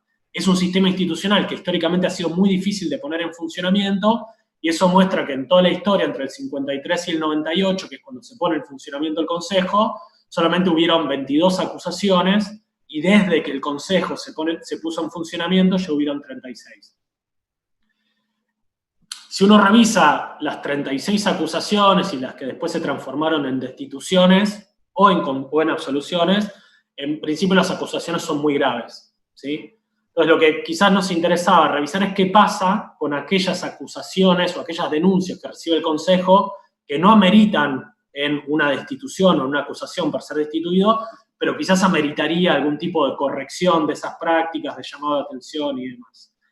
En la historia del Consejo se aplicaron esta cantidad de sanciones, ¿sí? 45 en 12 años, 28 fueron apercibimientos o advertencias, 17 fueron multas. Lo que no sabíamos era sobre cuánto, entonces lo que hicimos fue revisar todas las resoluciones que tomó el Consejo en un periodo de tiempo, que fue 2014-2017, y lo que vimos es que se resolvieron denuncias en ese periodo por un total de 1.126, o sea, 1.126 resoluciones de denuncias recibidas, y el número que arrojó fue que se aplicaron solamente 2 sanciones. Esto lo que indica es que respecto de faltas que son menores, ¿sí? No pasa nada, ¿sí? Esto no quiere decir tampoco que todas las denuncias que se reciben deban transformarse en sanciones, sino lo que muestra un poco es que el sistema, y con esto voy terminando, que el sistema de alguna manera es un sistema que es disfuncional, ¿sí? O porque tenemos dos cosas, o porque el Poder Judicial funciona de modo perfecto, y si funciona de modo perfecto no tiene mucho sentido tener una estructura burocrática que reciba, ¿sí?, a un nivel de más o menos entre 300 y 400 denuncias y casi todas las rechace, o hay faltas menores o incumplimientos menores que reciben los jueces, o que, digamos, que desarrollan los jueces y que no son debidamente corregidas. Esto dentro de un paraguas general que también hay que repensar si el sistema de rendición de cuentas de jueces y juezas tiene que ser solamente a través de sanciones o deberían tener otro tipo de rendición de cuentas periódicas vinculados a conferencias de prensa, vinculados a mostrar algunos rendimientos de sus juzgados y demás, que por ahí lo podemos conversar en lo que sigue. Yo por mi parte dejaría por acá, agradecido nuevamente a la Universidad Nacional Arturo Jauretche por la organización y a disposición. Muchísimas gracias, Mauro. Sé que el rector tenía unas preguntas y él suele ser muy bueno para gestionar las pimpones de preguntas y respuestas. Si tiene ganas de decirla en voz alta o si no, la leo, como prefiera. No, empezá vos leyéndolas, Astor. Bueno, entonces voy a ver. Después agrego algunas otras. Bien, perfecto. Tenemos una pregunta que viene de el YouTube, del canal de YouTube, ¿sí? Que ahora no puedo leer. Bueno, bien. Bueno, primero seguramente, Mauro, vas a poder compartirnos el PowerPoint generosamente, si te parece, para que podamos verlo con bastante detenimiento. Es muy interesante ver entonces que el proceso de realización del libro fue acompañando la campaña electoral y termina siendo publicado después del triunfo de Alberto, ¿no? Yo quería preguntarle a los compiladores y al autor, en todo este proceso de edición tan particular, porque es poco usual que ocurran este tipo de situaciones. Sé que puede parecer un poco cholulo, pero quiero saber de qué manera potenció o limitó las perspectivas y los acentos que uno pone en las temáticas tan fuertes, con un impacto social tan importante en nuestra sociedad, la situación está particular. ¿Quién se anima a tomar este guante? ¿Federico? Arranco yo y después que complemente Mauro, que capaz que tiene una memoria más precisa. Gracias. Que la mía. Al principio tuvimos algún proceso más de discusión entre los tres, con Alberto, sobre la estructura del libro y sobre cómo organizar los capítulos. Y y que llevó un tiempo y en el medio se fue dando la convocatoria a los autores y las autoras, que si no recuerdo mal, y acá Mauro capaz que me puede corregir, entiendo que para el momento en el que se produce la sorpresiva, porque creo que a muchos nos sorprendió en aquella semana de mayo, candidatura con el binomio Alberto-Cristina, ya teníamos, creo que comprometidos a la mayoría de los autores y autoras del libro, así que me imagino que para ellos habrá significado una motivación que uno de los compiladores iba a ser candidato a presidente, pero bueno, más allá de eso, sí se abrió, debo confesar, como cierta incertidumbre respecto de la conveniencia política de la publicación, tal como finalmente salió, ¿no? Entonces, obviamente, las opciones tenían que ver con que Alberto decidiera, bueno, en función de su candidatura y su futuro rol institucional, no figurar él, entonces que saliera el libro sin él, o que nos pidiera dejar algunos títulos sin abordar. La verdad es que nada de eso sucedió. Tuvimos algunas instancias como para actualizar la situación, porque fue muy dinámica, y obviamente poniendo todas las alternativas arriba de la mesa, incluso también, obviamente, la cuestión del título, no es lo mismo cuando uno de los compiladores es presidente de la nación que cuando es un mero profesor universitario, y el mensaje que eso podía suponer, y sin embargo la verdad es que de parte de Alberto hubo en todo momento una coherencia en cuanto a, bueno, esto es lo que siempre pensé, esto es lo que veníamos trabajando, ni mi condición de candidato, ni mi condición luego de presidente va a modificarlo.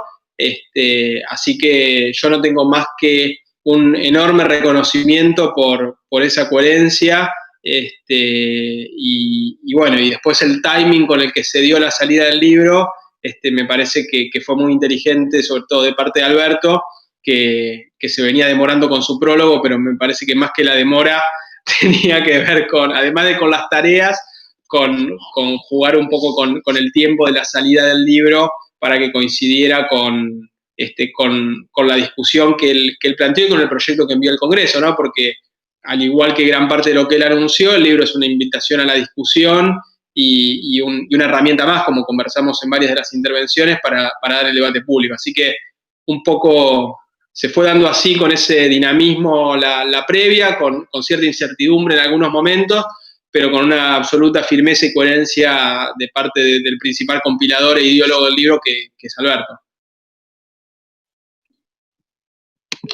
Muy bien. Mauro o Nico, ¿cuál fue su experiencia en este sentido? No, de mi parte lo mismo que decía Fede. Vos preguntabas cómo impactó la campaña y después el rol de Alberto como presidente, y yo lo que te diría es que impactó en términos de tiempo, nada más. En el sentido que obviamente cuando Alberto recibió, o como cuando todos recibimos la noticia de su candidatura, inevitablemente eso demoró un poco los términos de escritura, de diálogo que veníamos teniendo entre Federico y Alberto, por razones obvias. Y ahí también, como una cuestión que, digamos, que a mí me interesa reivindicar, para mí fue una sorpresa que haya impactado solamente en términos de tiempo. O sea, varias veces con Federico nos miramos y decíamos, bueno, el nivel de coherencia que estamos manejando es como altísimo.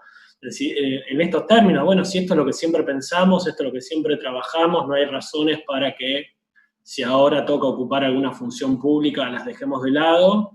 Y me parece que eso es algo como, digamos, a reivindicar y a retomar esa sorpresa. Yo recuerdo una reunión que con Fede nos sorprendimos de esa naturalidad con la que nos decía, tenemos que contar lo que siempre pensamos, porque estábamos esperando otra cosa, un poco en la línea de lo que vos preguntabas, Astor. Así que En ese sentido, lo único que te diría es que impactó en términos de tiempo, lo mismo cuando Alberto asumió y ni que hablar cuando nos agarró la pandemia. Creo que Nico tiene una pequeña anécdota también de cuando se enteró que Alberto era candidato, así que lo dejo. Bueno, te mandaron al frente, Nico. No, muy breve. A mí me había contactado Mauro, si no me equivoco, fue a fin de marzo de 2019 para escribir este capítulo que iba a compilar con Alberto Fernández, que era parte de, bueno, de poder conformar una nueva mayoría en ese momento. Y el 18 de mayo, cuando Cristina anuncia la fórmula, me acuerdo que a la tarde le mandé un mensajito a Mauro y le dije, estuvimos a punto de escribir un libro con el presidente, porque daba por descontado que no iba a salir nunca el libro. Digamos, por la ambición que suponía la presentación. Y en ese sentido Mauro siempre fue optimista. Me dijo, no te preocupes, que ya va a salir. Cada tanto yo le iba mandando un mensaje y me decías, no, va andando el libro. Pero bueno, digo, a mí me sorprendió muy gratamente, pero la verdad nunca le hubiese puesto una ficha. Desde ese día dije, estuve a punto de escribir un libro con el presidente. Sí, eso son situaciones raras en la vida, ¿no? De esto, de tener la oportunidad de trasladar lo que uno viene trabajando en la universidad como académico, ¿viste? A veces solamente como con intención militante, pero de repente se transforma en un nuevo escenario de realización y discusión que toma un protagonismo inesperado. Y en este sentido quería retomar esa experiencia de ustedes sin dejar de pasar este tinte cholulo de la conversa. Ernesto.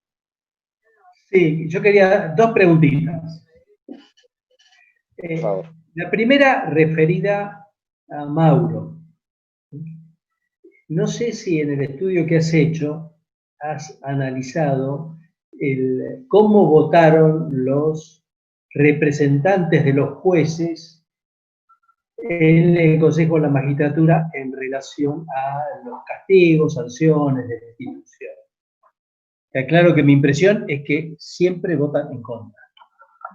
Me gustaría saber si hay cifras, todo eso. Esa es una pregunta. La otra es más general,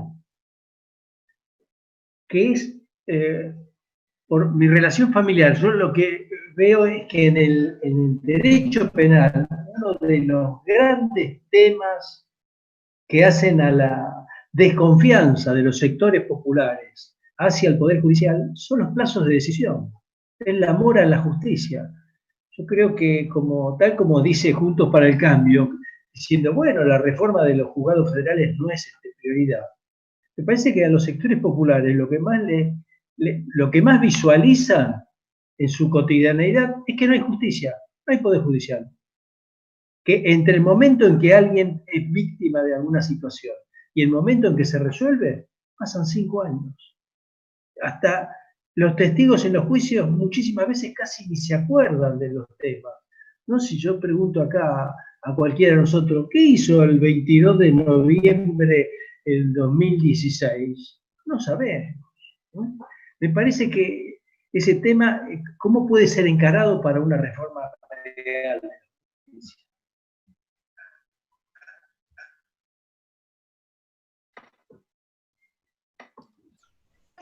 No sé si se logró escuchar la segunda pregunta. Sí. Porque se entrecortó. Sí, bien, perfecto. Sí. Está muy bien, me parecen dos muy buenas preguntas, Ernesto. Sobre la primera, sí, medimos un par de cuestiones en las votaciones y yo tenía la misma intuición que vos tenías, que es que en general cuando hay algún tipo de acusación a juez o a jueza, los jueces votan a favor, y no ha sido así. No hay como una variable, o sea, yo te digo, mi intuición era, los abogados siempre votan a favor de las acusaciones, los jueces siempre en contra, pero no es algo que sea preciso. De hecho, la mayoría de cuando son de acusaciones para que se sometan al jurado de enjuiciamiento, suelen ser por unanimidad. en parte es porque los casos son tan pero tan graves que meter una disidencia genera cierta exposición pública también. Entonces yo tenía la misma intuición que vos tenías, hicimos un par de cruces por procedencia, si eran abogados o si eran jueces y demás. Los datos están en uno de los informes que publicamos, no está en el libro, pero sí en uno de los informes que publicamos, y no existe esa variable o ese aspecto que vos marcabas, que yo tenía la misma intuición. Sobre la cuestión de la celeridad, es un problema, pero yo ahí tengo también un matiz o una variable para tener en cuenta, que es la siguiente. Y me refiero solamente a los casos penales, que entiendo que son los que vos mencionaste.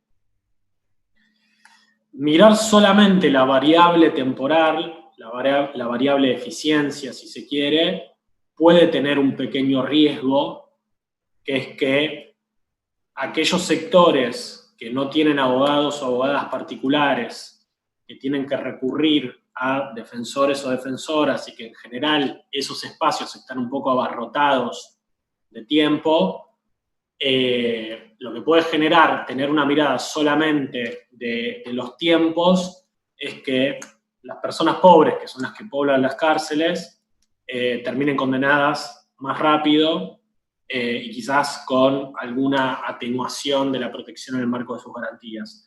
Entonces, es un problema el tema tiempo, pero me parece que es un tema que hay que abordar en sus múltiples facetas, porque es esto, y pongo el ejemplo concreto, ¿no? Una de las cuestiones que se van a implementar en el fuero federal tiene que ver con el sistema acusatorio. El sistema acusatorio básicamente supone que quien hace la investigación es el Ministerio Público Fiscal. Entonces hay que darle más herramientas al Ministerio Público Fiscal para que las investigaciones sean más rápidas, y el juez o la jueza hace control de legalidad de esas investigaciones.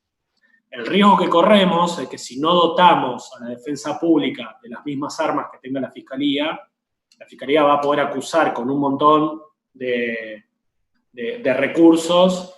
Los defensores y las defensoras no van a tener esos mismos recursos, y posiblemente, un poco en línea con lo que marcaba Nico al inicio, la clientela del sistema penitenciario de todas las provincias y el federal sean las mismas personas pobres de siempre, con condenas un poco más rápidas. Entonces, yo creo que la variable temporal es fundamental, pero me parece que hay que ser cuidadosos y cuidadosas de no mirar solamente eso, porque en algunos casos lo que ha pasado es que avanzar más rápido implica tener los mismos resultados de siempre, que es las personas pobres presas por delitos menores, pero en menos tiempo.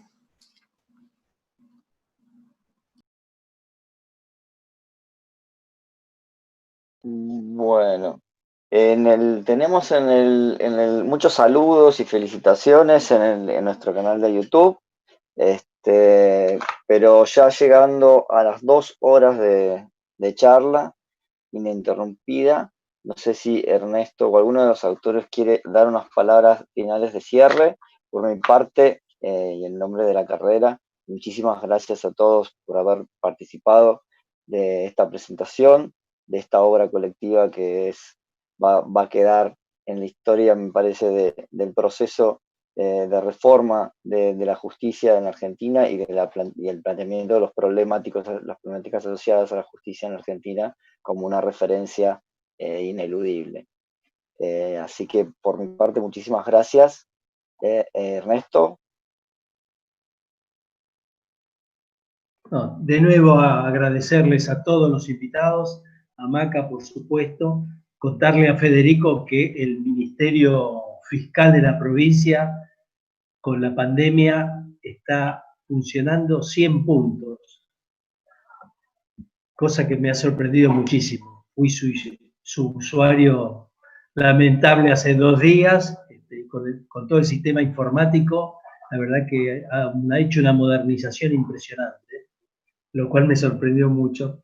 Pero bueno, yendo más a la discusión que tenemos con este texto, los comprometemos de nuevo para invitarlos para determinados temas, no para el conjunto de los temas, ¿no? Por ejemplo, la cuestión de de delincuencia de guante blanco, o la estructura misma del Poder Judicial, o el hecho, como ayer veíamos, que 2 de los 5 jueces de casación prácticamente sacaron un dictamen que era un alzarse contra la Constitución, sin inmutarse. No sé si han tenido oportunidad de leer alguna de las cosas que ellos escribieron. Que me parece que habla de una situación igual hoy bastante grave, o por ejemplo lo que saca la Asociación de Magistrados hoy en contra de la preocupación que tienen por lo de estos 10 jueces que el Senado no les ha dado acuerdo, donde muestra que el sistema judicial en muchos casos piensa que está por encima de las decisiones del Senado y del Poder Ejecutivo. Pero de nuevo, les agradezco muchísimo, me voy a ir porque estos temas a mí me apasionan mucho en lo personal. Les agradezco de nuevo y la verdad que lo comprometo para determinados temas dentro de todos los temas que tiene este libro. Gracias.